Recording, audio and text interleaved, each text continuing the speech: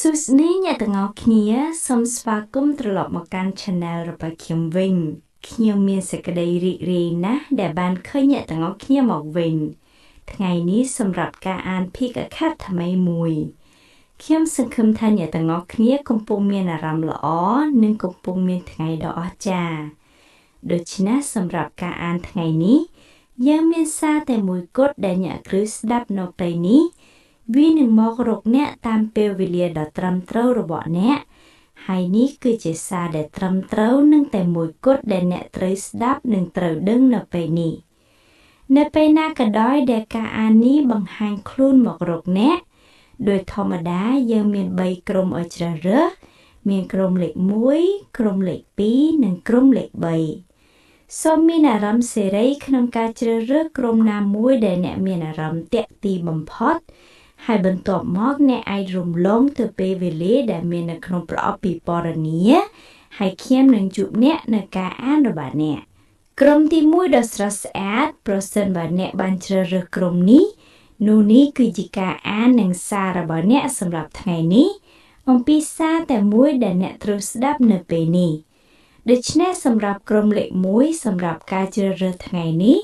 អ្នកត្រូវបានទាក់ទាញទៅកាន់លេខ1ហើយអ្នកក៏មាន Crystal Unicorn ពណ៌ផ្កាឈូកផងដែរដូច្នេះសូមស្វាគមន៍មកកាន់ការអានរបស់អ្នក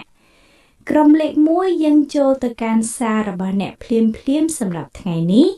ហើយមើលថាតើសារតែមួយនឹងត្រឹមត្រូវដែលអ្នកត្រូវស្ដាប់នៅពេលនេះគឺអ្វីខ្ញុំមានអារម្មណ៍ថាខ្ញុំចង់ចាប់ផ្ដើមដោយកាត Oracle សម្រាប់ការអានរបស់អ្នកដូច្នេះយើងនឹងចូលទៅកាន់កាត Tarot របស់អ្នកបន្តិចទៀតសូមដាក់ Crystal របស់អ្នកនៅទីនេះយើងមើលកាតដំបូងរបស់អ្នកក្រុមលេខ1យើងភ្ជាប់ទៅធម៌ពលរបស់អ្នកតើសារតែមួយដែលអ្នកត្រូវស្ដាប់ឥឡូវនេះគឺអ្វីព្រលឹងសារត្រឹមត្រូវនឹងតែមួយដែលត្រូវទទួលបាននៅពេលនេះនៅពេលការអាននេះមករកធពួកគេកាតគ្រូសេខ្ញុំមានអារម្មណ៍ថាមានបុព្វបុរសម្នាក់ចង់និយាយជាមួយអ្នកក្រុមលេខ1នៅពេលនេះសម្រាប់មនុស្សជាច្រើនខ្ញុំមានអារម្មណ៍ថាជាម្ដាយធំឬម្ដាយដែលបានស្លាប់ប្រហែលអ្នកមានទំនាក់ទំនងជិតស្និទ្ធជាមួយនរណាម្នាក់ខ្ញុំមានអារម្មណ៍ថាមានថាមពលស្រីកំពុងមកសម្រាប់អ្នកជាពិសេសដូច្នេះនេះអាចជាម្ដាយធំម្ដាយឬម្ដាយមីងដែលជិតស្និទ្ធជាមួយអ្នកខ្ញុំមានអារម្មណ៍ថាមាននរណាម្នាក់ជាក់លាក់ចង់ផ្ដល់សារនេះ